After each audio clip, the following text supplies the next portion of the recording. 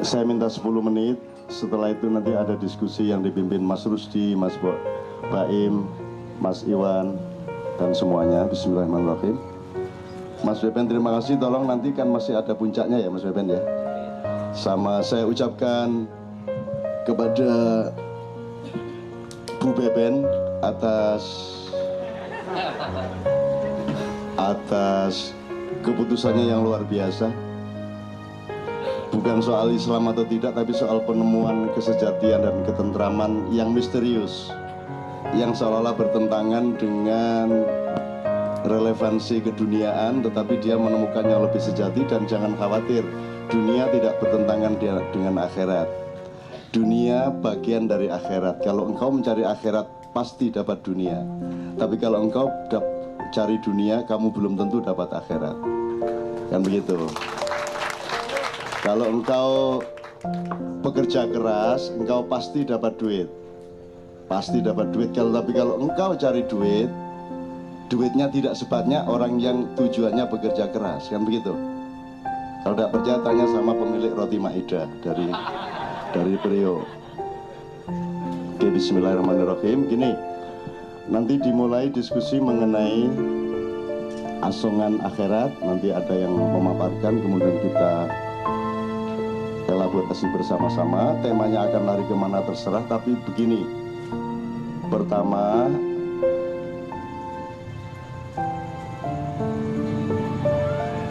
hati-hati kalau berpikir ya. Kan Anda ngelihat angkot berpikir, ngelihat duren sawit berpikir, gitu. Ngelihat Batu Raja, Ogan Komering Hilir berpikir. Jadi tidak pernah tidak berpikir. Maka hati-hati berpikir, karena kalau Anda berpikir, dia mungkin akan menjadi ucapan. Jadi setelah pikiran, dia menjadi ucapan. Maka tingkatkan kehati-hatiannya di dalam mengucapkan sesuatu, karena ucapan itu akan bisa menjadi tindakan atau perbuatan. Maka Anda harus meningkatkan lagi keputusan untuk bertindak sesuatu, karena tindakan itu akan menjadi kebiasaan hidup Anda. Kemudian tingkatkan lagi sampai ke tingkat 4. Tindakan hidup Anda ini karena sudah menjadi kebiasaan, maka lama-lama dia menjadi karakter hidupmu, menjadi karakter pribadimu. Sudah menjadi baku, sudah menjadi monumen. Hati-hati. Jadi kalau sejak cara berpikirnya sudah salah, maka nanti hasil karakternya juga salah. Maka tingkat kehati-hatiannya ditingkatkan terus. Kalau sudah jadi karaktermu, hati-hati. Dinilai kembali, diregulasi kembali, diidentifikasi kembali, dikritisi kembali karakter yang sudah terlanjur menjadi dirimu itu, karena dia akan menjadi unsur kebudayaan dan bersama-sama akan menjadi kebudayaan masyarakat. Dan kalau kebudayaan masyarakat dibiarkan tanpa kritik atas dirinya sendiri, maka dalam jangka waktu tertentu, waktu akan mengambil keputusan bahwa kebudayaan itu akan menjadi peradaban. Kalau sudah jadi peradaban, Anda tidak bisa merubahnya lagi.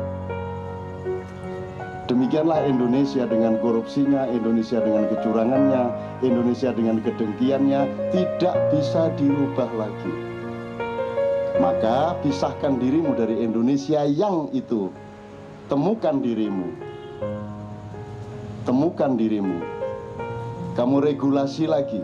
Kamu teliti lagi benihmu, kesejatianmu. Kemudian kalau kamu mulai berhati-hati lagi mikirnya, karena sehat tidak sehat ditentukan oleh bener nggak kamu mikirnya. Misalnya kamu ngelihat kasus korupsi, kalau di sinimu tidak benar kamu ngitungnya, mikirnya, maka dia akan menjadi susunan saraf yang nyerimpeti hidupmu. Jadi ketidakbenaran berpikir itu akan membuat destruksi dan disorganisasi dari saluran dan struktur sel-sel maupun urat-urat saraf-saraf dari otakmu. disorganisasi saraf-saraf otak akan menciptakan perintah-perintah sengaja atau tidak sengaja kepada seluruh badan. Maka seluruh badanmu itu akan mengalami ketidaksehatan pada jangka yang panjang. Kalau kekeliruan dari otak itu diterusin, dibiarkan, maka kamu akan mengalami sakit. Anda lihat banyak gelandangan 40 tahun di jalan, tidak jelas makannya, tidak punya tempat tinggal, tidak berteduh waktu hujan, panas juga langsung mendera dia, tapi dia sehat. Banyak ya gelandangan seperti itu. Kenapa? Karena tidak ada urusan pikiran, beres pikirannya. Sementara Anda tiap hari dipecah, nonton TV pecah, nonton mutilasi pecah. Sekarang mutilasi sedang dibunuh loh. Kalau tidak percaya, lihat TV. Ada kalimat pembunuhan mutilasi, jadi mutilasi sedang dibunuh. Tadi saya nonton TV One itu judulnya pembunuhan mutilasi, jadi mutilasi mesak gitu di pateni. Jadi itu menyusun dua kata aja nggak bisa. Itu berarti ada destruksi serius di otaknya. Pasti dia tidak bisa memproduksi sesuatu yang konstruktif untuk kesehatan masyarakat yang menontonnya. Dan kalau Anda melihat itu tiap hari banyak sekali hal-hal yang memecah pikiran Anda, membuat pikiran Anda menjadi tidak tertata. Pernya hidup itu supaya tentram tadi, kalau mikirnya benar. Jadi beliau tadi dapat keputusan hijab itu, pikirannya benar dia, tapi dia belum paham. Tapi dia jelas menemukan ketentraman. Dan ketentraman itu lebih tinggi daripada job yang hilang. Tidak ada masalah. Dan itu tidak berarti jobnya akan hilang. Jobnya akan bertambah. Orang salah sangka, disangka kalau mencari Tuhan tidak dapat duit. Kalau cari duit terus tidak dapat Tuhan, kan gitu. Salah sangka, dia bukan persaingan. Tuhan itu bukan saingannya uang. Tuhan itu yang punya uang. Kalau kamu cari Tuhan, kamu dapat lebih banyak uang, kan begitu ceritanya. Betul nggak? Itu cara berpikirnya. Nah, cara berpikir kita selama ini di Indonesia salah toh. Disangka Tuhan saingannya iblis, disangka Tuhan saingannya uang, disangka akhirat saingannya dunia. Saya tanya, akhirat bagian dari dunia atau dunia bagian dari akhirat? Itu juga belum tentu benar loh nanti kalau tak kejar loh. Ada buku tadi saya diceritain oleh Ali, ada buku The Power of Now, kekuatan kekinian, kekuatan sekarang. Saya ditanya, Cak, gimana, setuju nggak sama kekuatan? Pokoknya yang penting itu sekarang. Yaitu kan untuk orang-orang Amerika yang linier, orang Barat yang berpikirnya lurus, yang tidak jazzy. Kalau orang jazz ditanya penting mana, masa silam apa masa sekarang apa masa depan? Gimana jawabnya kalau orang jazz? Lu kok ada kategori begitu? Wong suku kata yang barusan saya ucapkan dia sudah bukan sekarang kok, dia sudah menjadi masa silam kok. Sekarang sesungguhnya tidak pernah ada kok. Begitu saya lakukan dia langsung menjadi masa silam kok. Tinggal satuannya menit apa detik apa sekon apa lebih kecil dari itu, semua menjadi masa silam. Jadi kalau orang mengerti jazz tidak akan punya rumusan sekarang atau kemarin atau besok. Kalau memang harus menjawab gini, ya sudahlah yang kemarin aku sekarangkan. Betul enggak? Seluruh masa depan aku kinikan. Bisa enggak? Aku tanya, Bung Karno itu sekarang apa dulu? Nah, tergantung keputusanmu. Sekarang kan Bung Karno. Aku tanya, Muhammad itu dulu atau sekarang? Nah, kalau kamu menganggap Muhammad kemarin, ya sudah nggak usah Muhammad, nggak usah Islam. Karena Muhammad itu sekarang banget. Kapanpun sekarang berlangsung, dia di situ. Kapanpun sekarang itu, apakah sekarang itu besok atau tadi atau kemarin, dia tetap di situ, kan gitu. Jadi itu tergantung cara berpikir Anda. Jadi Anda tinggal pilih. Kalau mau tentrem, pikirannya ramping, ya, jangan peduli sama macam-macam urusan negara. Pokoknya ngurusin itu doang. Yang paling selamat adalah orang yang kita sebut gila. Dia sudah jelas urutannya gini, udah beres, nggak ada masalah, sehat walafiat badannya. Tapi kalau Anda kan tiap hari, lu gini belok, gini nekuk, gini jongkir, nggak karu-karuan pikirannya, maka muncul stres, muncul pusing kepala, muncul perut sakit, muncul stroke, muncul daya tahan tubuh berkurang karena perintah dari sini tidak utuh. Jadi parnya hidup adalah berpikir yang benar. Anda harus benar mikir apa saja, bahwa tidak bisa melaksanakan tidak masalah, tapi sudah benar di sini. Anda tidak bisa menjatuhkan presiden tidak masalah, tapi Anda tahu presiden salah atau benar secara tepat di dalam otak Anda, gitu loh. Gitu ya. Kalau di situ saja tidak tepat,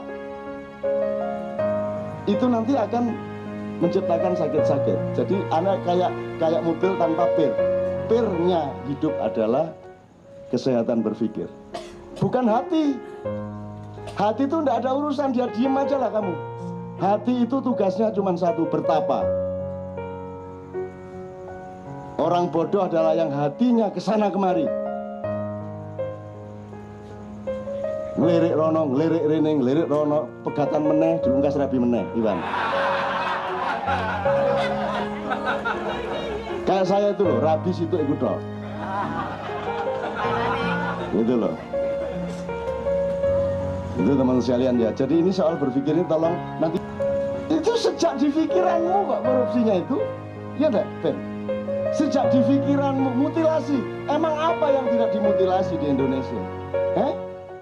Kamu pikir SBY jadi presiden itu benar-benar dia presiden dalam pikirannya? Benar? Presiden itu definisinya adalah di dalam dirinya penuh kepentingan rakyat, kepentingan dirinya hampir tidak ada. Betul enggak? Itu definisi presiden. Di dalam dirinya penuh rakyat dan Allah dan Tuhan. Tuhan dan rakyat menyatu, manunggaling kawula lan Gusti. Di dalam dirinya tidak ada dirinya, di dalam dirinya hanya ada rakyat dan Tuhannya. Dan dia tidak akan menyakiti rakyatnya karena Tuhannya akan marah. Dia tidak akan khianat sama Tuhannya karena rakyatnya akan sengsara. Aku tanya, siapakah yang ada di dalam diri presidenmu? Keluargane, partene, kan begitu. Ketika Anas membuat fakta integritas, kepada siapa dia berintegritas? Kepada partainya kan? Seharusnya Anas integritasnya kepada siapa? Kepada rakyat, bukan kepada partai. Partai itu alat untuk mengabdi kepada rakyat. Kesetiaanmu bukan kesetiaan kepada partai. Begitu kamu jadi presiden, kamu tidak boleh punya fungsi apapun di partaimu. Ketua Dewan Pembina nggak boleh. Kamu konsentrasi jadi buruhnya rakyat. Nah ini saya bukan ngecam presiden, saya menunjukkan pikirannya nggak benar. Kan begitu. Kalau pikirannya nggak benar, produknya seperti itu kan tadi saya bilang. Hati-hati berpikir karena pikiranmu akan jadi ucapan. Hati-hati mengucapkan sesuatu karena ucapanmu akan jadi tindakan. Hati-hati bertindak karena tindakanmu akan jadi kebiasaan. Hati-hati dengan kebiasaan tindakanmu karena dia akan menjadi kebudayaan. Dan kalau kebudayaanmu terlanjur keliru sejak dari pikiranmu, kamu biarkan dalam waktu yang terlalu lama, maka dia menjadi peradaban. Ibaratnya waktu wis dadi akeh, wis angel iku akeh iki apa-apa no. Gitu loh, Rek. Ya. Kalau 2014 tidak ada perubahan apa-apa yang mendasar, maka korupsi sudah menjadi peradaban Indonesia. Dan jangan ngomong kamu anti korupsi. Jangan percaya kepada siapapun yang bilang saya anti korupsi. PKS bilang kami selalu anti korupsi. Demokrat bilang kami selalu anti korupsi. Ngono toh? Saya sebagai orang tua bilang ojo percaya. Jangan percaya. Yang mereka tidak suka adalah korupsi tapi ketahuan.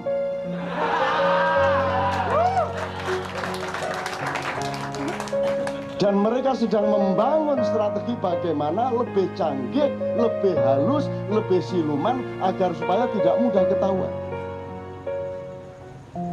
Jadi jangan percaya kalau ada anti korupsi. Ngaku saja semua seneng korupsi. Ngaku aja, seluruh Indonesia. Kecuali saya. Lunaya aku, ini ngarepe Gusti Allah ini. Terus Gusti Allah ngenyek, dapurmu sing kok colong apa nun? Emang lu nggak menjabat apa-apa, lu mau korupsi apa? Gitu. Tapi kan keberanian aku untuk tidak berada di tempat yang aku bisa korupsi kan lumayan. Kan semua orang kan pada ingin bertempat di situ. Kan aku tidak punya. Aku tidak mau di situ. Dari dulu aku yang ngene iki. 30 tahun yang lalu yang ngene iki celanane, yang ngene iki sandale. Ket biyen ngene gitu-gitu melulu tuh si MH. Memang cuma gitu-gitu melulu. Emang Dadang ada perkembangan lu, Dang? Lu dari dulu celananya kaosnya itu doang. Gitu ya teman-teman sekalian. Saya tidak ngomong negara, saya ngomong hati-hati berpikir. Pastikan bahwa pikiranmu itu benar. Kalau ada yang nyerimpet, cepat diurai. Kalau ada kotoran, cepat di vacuum cleaner. Ya, cepat. Sebab itu yang menentukan kesehatan Anda. Kenapa orang jazz sehat? Karena dia tidak terikat oleh kekakuan-kekakuan. Kenapa suami istri jazz pergaulannya kayak gitu tadi? Karena mereka bukan hanya pemain jazz, mereka hidup jazz. Cara bersuami istrinya jazz, nggak tahu bentuknya dirancang, saya nggak tahu. Mesti sangat jazz. Pencolotan mumbul-mumbul.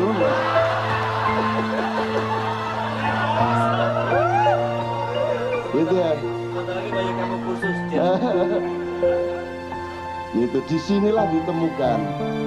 Ingat ya Iqbal, waktu itu pertanyaan Quran itu urut-urutnya bagaimana Quran kok ditanya mana tepi, mana tengah, mana kanan, mana kiri, itu jazz kok. Lu ambil mana aja bisa ya toh Iqbal. Lu ambil mana aja bisa.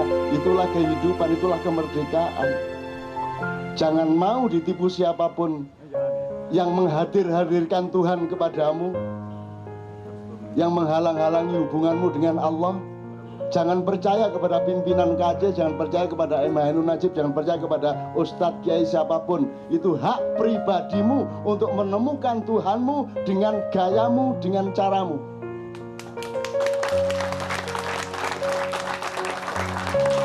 Ya tapi kan harus sholat, ya itu kan cuma bentuk cinta lah. Khusyuk itu, emang bagaimana yang disebut khusyuk itu? Sholat khusyuk itu apa harus gini?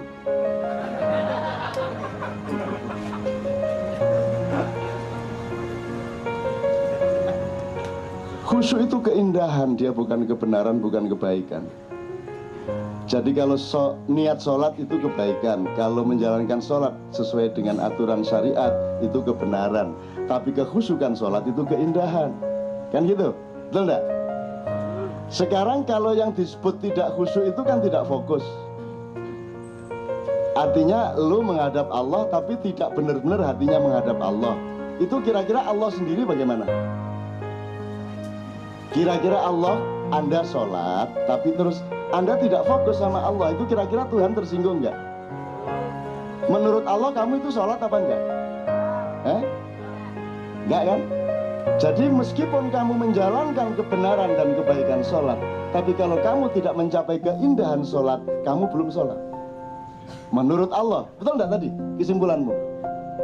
Kan kalau sholat itu asal begini udah beres, Allahu Akbar. Mbok kenemu mikir senturi gak masalah. Allahu Akbar, sami Allahu liman hamidah. Mau gini, mau gini, tidak apa-apa. Mau pakai aliran, ada macam-macam aliran Ben. Ada sholat begini, dari tahiyat begini sampai akhir. Ada yang asyhadu alla ilaha illallah baru begini. Kedua, yang ketiga, sejak awal begini, begitu ada Allah bergetar. Setiap ada kata Allah bergetar, Allahnya lewat diem.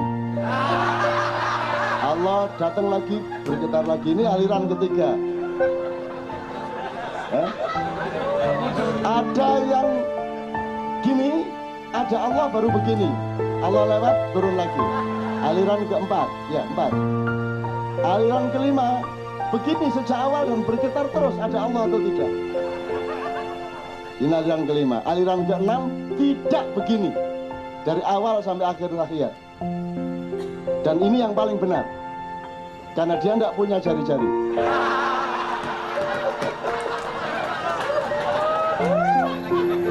Kalau manggil loh mas, gak nggak driji lah manggil anak orang berdebat. Kan itu berdebat soal doting, aku gak duwe. Gak nancok ya arah ini.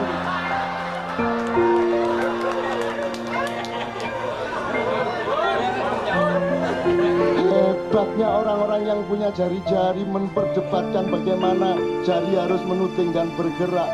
Tidak ada satupun yang memikirkan sahabatnya yang tidak punya jari-jari. Jadi aku berpihak kepada yang tidak nuting karena tidak punya jari-jari. Karena dia yang mazlum, kan begitu kan? Nah, jadi terserah kamu mau pakai aliran yang mana. Wong itu bukan agama. Itu mazhab kok. Ada yang Allahu Akbar, ini ya mas gadiknya ini. Kalau yang gambarnya Paus Benedictus men Allahu Akbar tapi sing kiwa sing ndek ngarep. Sak karepmu. Ana sing ndek kene, ana sing ndek kene, ana sing ndek kene. Allahu Akbar. Sing dicekel kendalune ini. Ayo monggo. Itu sub madhab kok. Terserah yang mana, asal kamu tahu nasnya, kamu tahu rujukannya, kamu tahu asal-usul filsafat hukumnya dan data-data dari perintahnya, kan begitu. Terserah. Tapi pokoknya asal kamu lakukan dari takbiratul ihram sampai tahiyat, sampai salam, itu berarti kamu sudah benar. Terserah pikiranmu kemana. Ngantuk pun tidak apa-apa. Yang penting badannya sudah disetel. Meskipun tertidur tapi tetap aja bisa gini, bisa kan, bisa itu. Pokoknya tidur tapi pokoknya sudah disetel, dihipnotis dirinya. Pokoknya Allahu Akbar. Nah gitu. Asal sudah begitu kamu sudah benar sholatnya. Dan karena kamu niat baik sholatnya, maka kamu sudah menjalankan kebaikan. Tapi kalau kamu belum khusyuk, kamu belum mencapai keindahan, ternyata sholatmu belum sholat menurut logika mengenai Allah tadi. Itu kan sama dengan saya salaman sama Iwan tapi saya tidak melihat wajah Iwan. Itu kan dia tersinggung. Betul nggak? Betul nggak? Tersinggung. Saya menyambut setiap orang yang salaman dengan saya dengan penuh perhatian dan kasih sayang. Gitu loh. Karena saya fokus ke dia, karena dia fokus ke saya. Kalau dia salaman ke saya sambil noleh-noleh ini, nah pas hatiku gak enak ya langsung tak tutup dies ngono. Ndasmu salaman gak nyawang aku taek ngono. Gitu. Jadi ternyata Ben, selama ini dalam peradaban dan kebudayaan dan manajemen Islam, keindahan itu masih dijadikan aksesori. Dia masih dijadikan dimensi sekunder, betul kan? Disangka keindahan tidak penting kan? Padahal ternyata keindahan merupakan syarat tercapainya kebenaran dan kebaikan. Menurut ini tadi, kalau Anda tidak mencapai keindahan sholat, maka kebenaran sholatmu bisa batal. Karena yang namanya khusyuk itu benar-benar ekspresi khusyuknya bisa beda-beda. Sekarang gini, kalau di Indonesia ada orang ngaji kan nggak boleh tepuk tangan. Paling kok Allah gitu toh. Coba kamu buka YouTube itu, kamu cari ngaji di Iran, di Mesir, di mana-mana itu, gue yel barang. Bismillahirrahmanirrahim.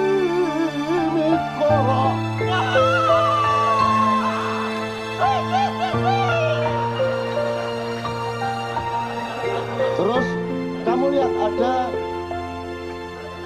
qori namanya Hindawi, Syekh Hindawi. Itu kalau dia sudah kiroah, itu anak-anak muda begitu dia naik suaranya itu langsung berdiri. Ye ye ye ye ye ye ye ye ye ye. Itu kiroah. Loh, kamu lihat itu beratus-ratus anak muda. kayak nonton sepak bola. Loh, kalau itu bentuk kehusukan, kenapa dia kagum sama Allah? Oh, ya Allah, bener, ya Allah, top.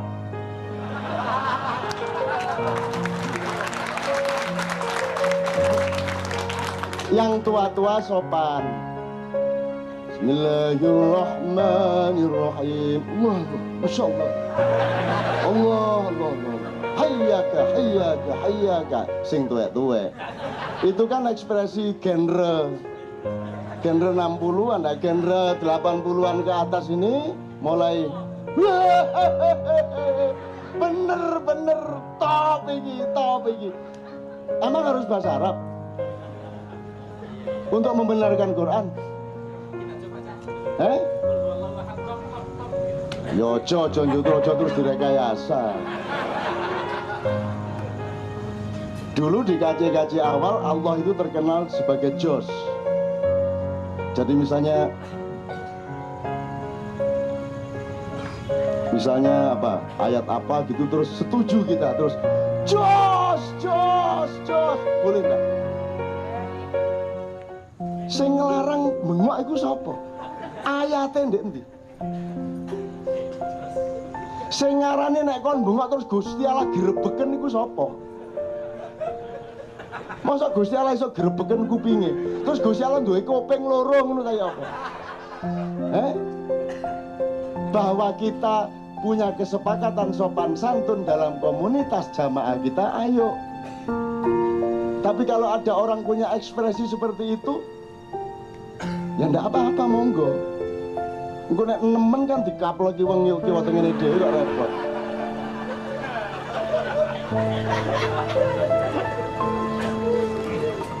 Saya dibesarkan oleh ibu saya yang sangat begitu ya. Ibu saya, jadi di desa saya itu belum pernah ada bupati bikin acara atau ustadz bikin pengajian di desa saya. Karena kapok sama ibu saya. Karena ibu saya itu begitu mendengarkan bupati ngomong ini, ono ustadz pengajian ini, ibuku langsung maju, Pak, sampean pun ngawur lho ngomong. Mboten ngoten, menungso niku mboten ngoten niku. Mboten mesti. Ibu saya itu langsung begitu. Jare sapa sampean ngomong niku? Nggih kadang ngoten kadang boten. Lah ngelu ta bupatine. Gitu loh. Itu yang langsung, yang lain biasanya nggak sampai langsung tapi yang ngomong dhewe. Jare sapa? Para jamaah Jumat yang dimuliakan oleh Allah, dimuliakan mbahmu. Dapurane koyo ngono dimuliakan. Opone dimuliakan. Sapi digol. Sapi ini moro tuane digadekno, dimuliakan gatel kaya apa. Begitu. Di tempat saya begitulah, saya dibesarkan oleh hal seperti itu. Sangat kurang ajar kalau disebut pakai regulasi budaya tertentu. Tapi kan kita terikat, sebenarnya kita universalkan dulu sebentar. Ini ekspresi manusia.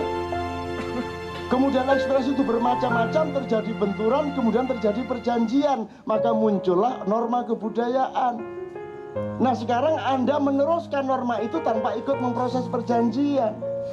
Kalau suatu hari kita mengalami kemerdekaan untuk menciptakan ekspresi baru, monggo. Nanti silakan benturan, dan itu bikin perjanjian yang baru lagi. Misalnya khutbah Jumat terus ngatik leres.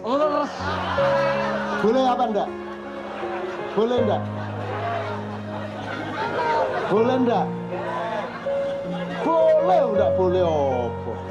Wong khutbah Jumat terus kita sebagai jamaah dengerin bener terus, wah bener leres. Sip. Nunggu meneh.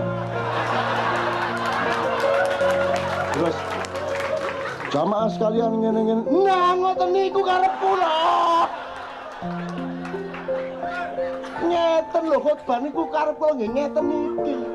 Mosok liyane khotbah gatel kabeh.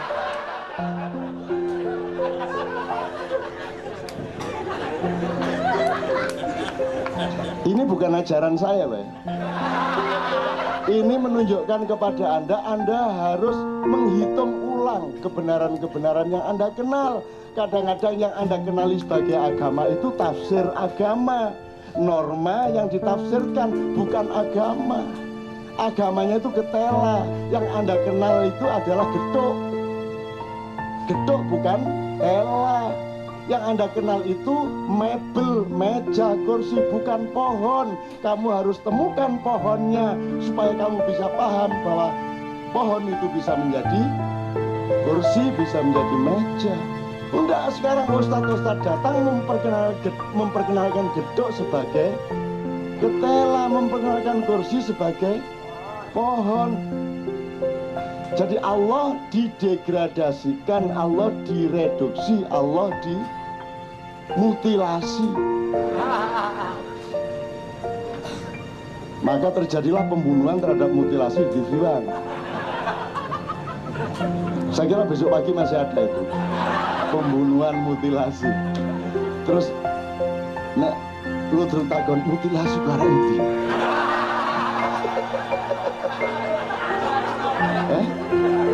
Kok dipateni ki ono apa mutilasi?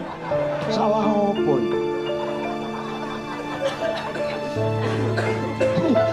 Nyeneng banget ndelok dunia tambah goblok. Nyeneng ya Allah.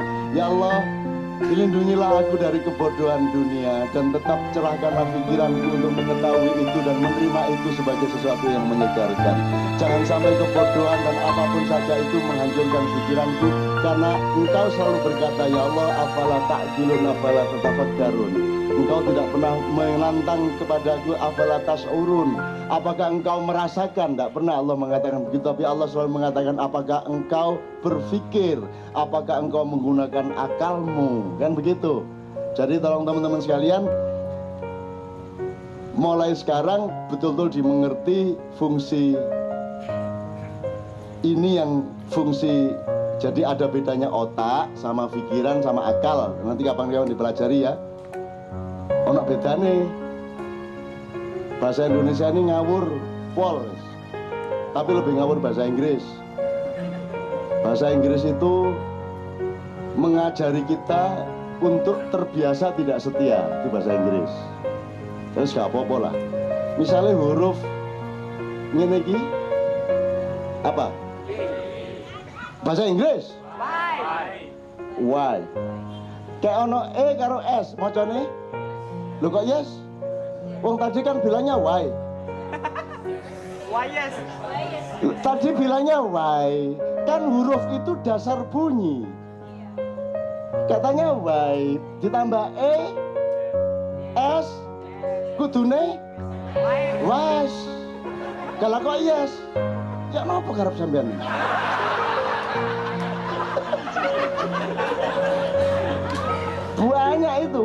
Banyak dalam bahasa Inggris gitu itu. Huruf itu kan dasar bunyi toh. Nek Arab alif, ba, ta, meskipun bunyinya a, ba, ta, ta. Kalau bahasa Inggris kan E, B, C,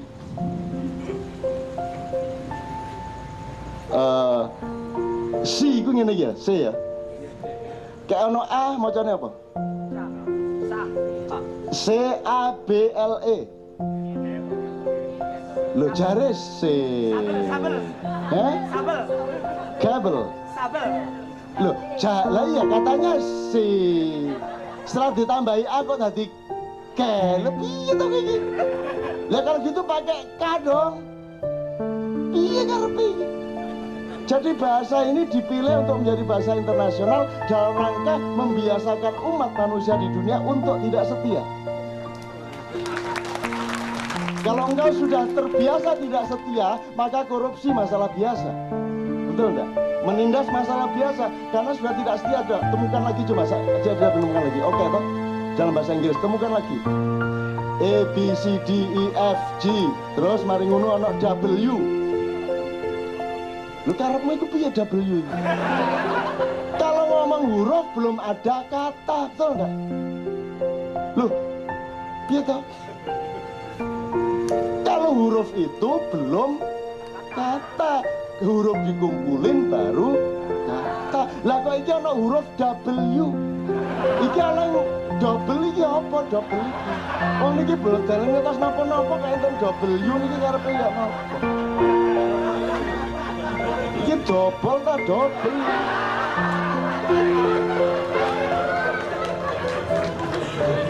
Gitu. Ini goda-goda aja. Saya goda-goda Anda semua supaya Anda tidak beku. Kalau pikiranmu beku, gampang sakit, gampang turun daya tahan tubuhmu. Tapi kalau engkau fresh seperti ini, sehat walafiat, pakai hijab makin sehat, makin cantas suaranya, makin jesi, makin subur rahimnya, dan makin mumbul-mumbul ya Allah.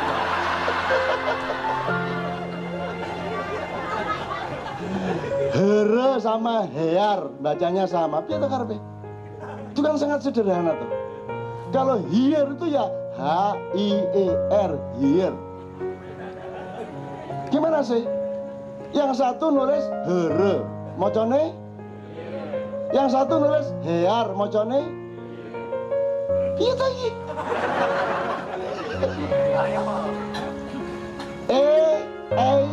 Macane lho nek ayo A karo I. Makanya kesetiaan tidak laku, konsistensi kepemerintahan tidak laku, good government tidak ada, karena terbiasa tiap hari tidak setia kepada kata. Kalau bahasa Indonesia ini penuh subversi seperti itu. Sekarang ada dua kata dari bahasa Arab, siasah sama akal. Siasat itu dari kata asyasa, itu politik peperangan. Jadi itu strategi menyiasati gitu ya. Yang satu akal. Akal itu yang paling mulia dalam ajaran Islam. Yang paling mulia pada manusia. Manusia menjadi manusia karena dia punya akal dan menggunakan akal. Jadi yakil, bahasa Arab yakilun, itu bahasa Indonesia mengakali. Yakilun itu pekerjaan sebaik-baiknya, melihat pohon diakali menjadi kursi, melihat tanah diakali menjadi batu bata, melihat kapas diakali menjadi kain, kan begitu. Mendapat istri diakali menjadi hamil, kan begitu kan? Ega, selamat Ega ya. Bentar lagi ya. Bentar lagi Ega ya. Oke, bentar lagi ada pengantin kenduri cinta. Tepuk tangan untuk Ega dan calon suaminya. Nah, kata mengakali dalam bahasa Indonesia sudah hancur lebur. Mengakali itu perbuatan yang paling buruk. Ngakali, padahal mengakali itu adalah perbuatan terbaik. Tidak mungkin Anda menjumpai sesuatu tanpa Anda akali. Anda tidak bisa menemukan minyak kalau tidak mengakali tambang. Anda tidak mendapatkan bahan-bahan apapun. Tidak akan terjadi peradaban dan kebudayaan dan teknologi kalau tidak pakai pekerjaan mengakali. Tapi sekarang kita tahunya mengakali adalah mencurangi, ngapusi, apalagi memperdaya. Padahal akal itu sebaik-baiknya bahan bagi manusia untuk membangun kemanusiaannya. Oke, teman-teman sekalian, aslinya saya tadi itu pengen ngaji di sini, nggak pengen ngomong. Aku ini,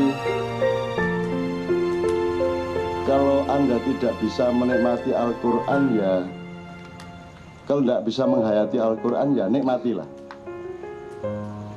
Mbuh dinikmati unine tok, mbuh huruf tok, mbuh rupane tok. Kalau Anda tidak bisa menikmati ya hormatilah.